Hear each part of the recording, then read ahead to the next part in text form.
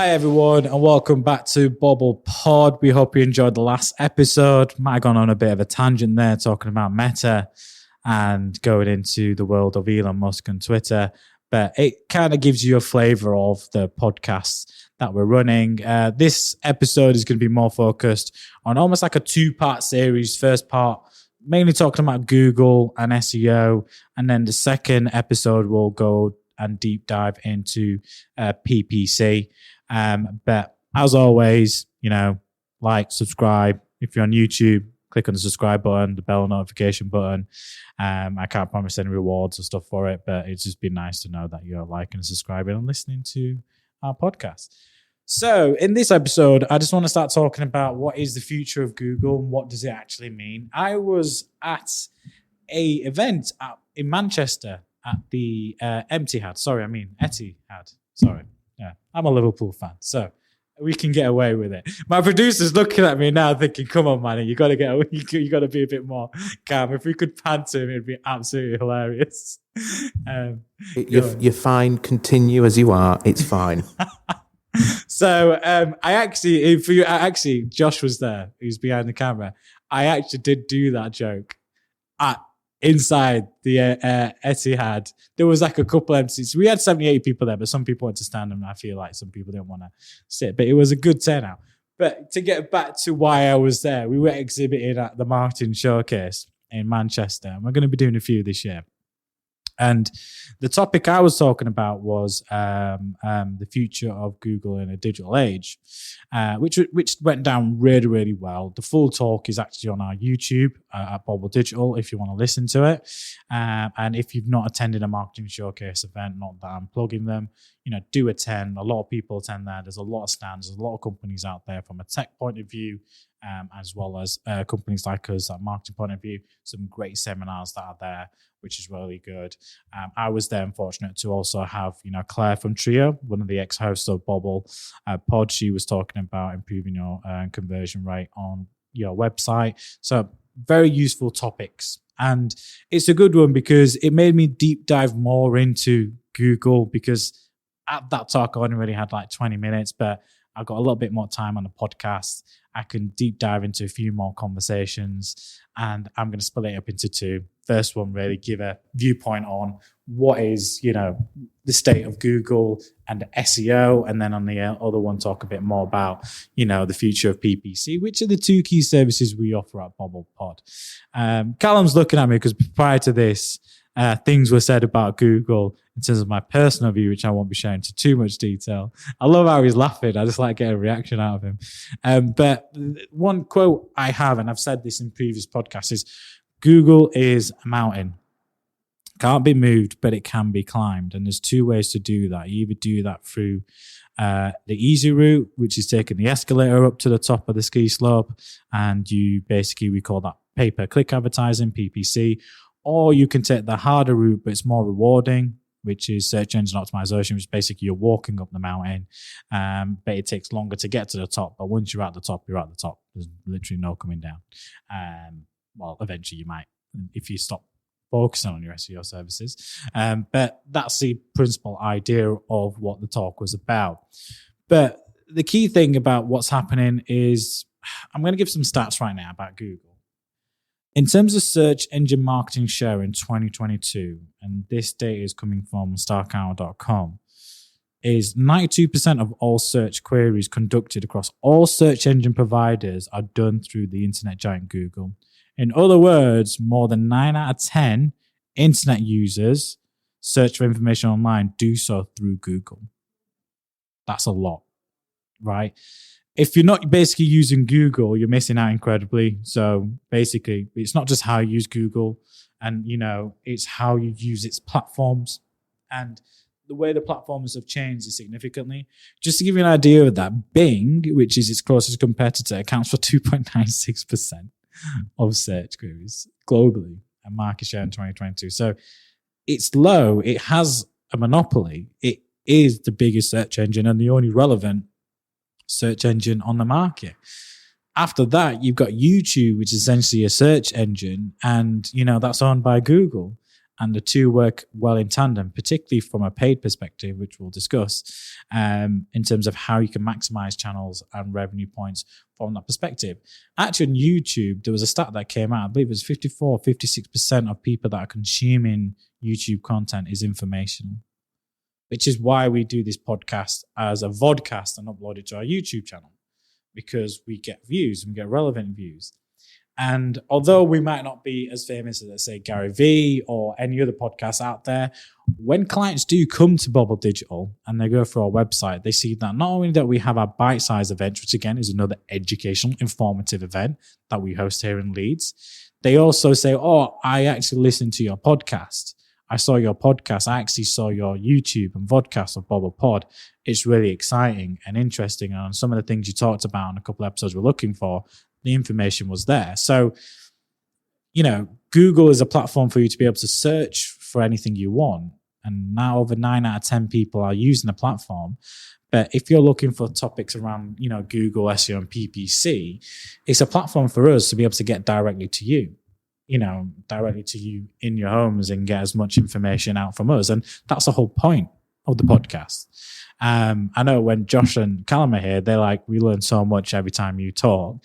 And it's not that I'm just talking gibberish. I'm actually talking on experience and actual real stats. So, I go out onto these platforms. I watch YouTube videos. I watch other podcasts and vodcasts. I'm searching and Googling and prepping for this podcast and give you information to make sure I've got the most relevant, up-to-date data.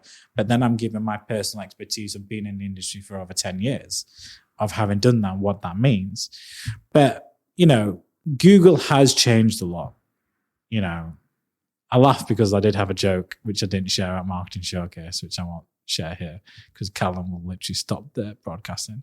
If anyone want to know what I think about it, is I'm going to say Ricky Gervais Golden Globes. And Callum's laughing because he knows straight away. If you don't know that, just look at some of Ricky Gervais's jokes in Golden Globes. Google's changed a lot, but I have a personal issue with Google. I mean, yes, that's weird coming from someone who runs, digital marketing agency in Leeds that predominantly offers services in PPC and SEO. But I do have an issue with Google in terms of where it's going. Callum, you were talking about having recently watched iRobot. It was a bit of a going down memory lane as such, watching that, because I watched it as a kid and then I haven't seen it for like 20 odd years. So I rewatched it the other day, and it's quite telling of how futuristic I thought it was and how slightly real it's becoming. Basically, the guy who owned the robots is Elon Musk, and the AI behind it is Google. So you're basically competing against two people. That's how I view it. And it's relevant now because Google is an AI bot. And the problem I have with what they're doing with Google is they're automating everything to a point where I feel it's having a detrimental impact on it. And the reason they're doing it is because they can, and they know that they have more than 9 out of 10 people using their platform for searching. So they can dictate what people do or how platforms like Google are used and how platforms like Google Ads are used. And that's the issue I have with Google, is that Google is not taking in consideration niche companies, not taking into consideration agencies anymore. You're a profit-driven company now. Everything you do is about revenue. And it's not like you're short of revenue, Google. When I have a stat here. Let me look at actual total global ad spend here. Data shows that Google's ad revenue has been increasing year on year in 2022, which brought in $146.92 billion from their advertising platform, Google Ads. Google's yearly revenue was a grand total of $181.69 billion, and that was 2022. And I can guarantee you that's well over $250 billion, if not more, in 2021 and 2022 figures, because the pandemic forces all to go online. And more people are spending more and more money on Google Ads, especially e-commerce retailers, getting more into Google Shopping and more into ads. So you're not short of money, Google, and you're optimizing and you're changing your platform to be very, very money driven to benefit you. And the problem I have, and my clients have this, which is why I share this, is my clients come up to me saying, someone from Google called, talking about Google Ads and how they can optimize our account. But obviously they've got us as an agency. And it is a call center in India, because you know it's a call center in India because you can tell the accent. And don't tell me I don't know what the Indian accent sounds like. And not to say that's a bad thing. They know what they're doing. They're very good at what I would call, when you go to an IT company, first level support. So if you have an issue, they're very good at telling you to turn your laptop on and off again and restarting it. But that is essentially the value you get out. And it's really sad, because I used to praise and talk about how good Google support used to be. Just during my time at Intermarketing, I was able to get hold of, when I moved from Cara to Intermarketing, I started setting up the media team there, setting up Google. I was able to get hold of an account manager to help Intermarketing grow and become a Google partner agency. Now that doesn't even exist anymore. You get calls every 3 months from this support team. And it's not the same person anymore, because 3 months later, you get someone else call talking about the same ad account, and our client's getting frustrated, and you can't unfortunately turn it off either. It's like with the auto recommendations, you have to implement a couple of auto recommendations to actually get your Google partner status. This is the problem with Google. You are taking away control from people because it suits you financially. And you're kind of ruining what is the best search engine in the world, because more than 9 out of 10 people use it. That is my problem with Google right now, is that you're automating everything.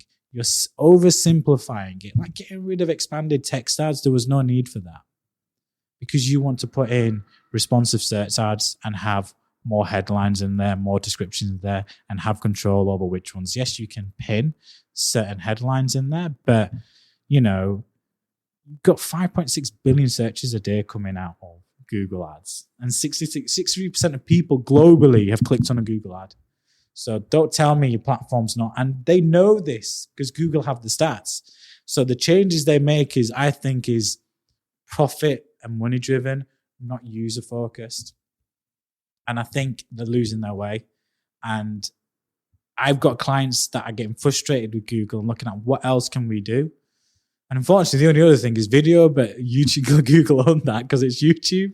But that's where I kind of give recommendation and commendment to platforms like Facebook, Instagram, LinkedIn, TikTok that are coming, a very long way.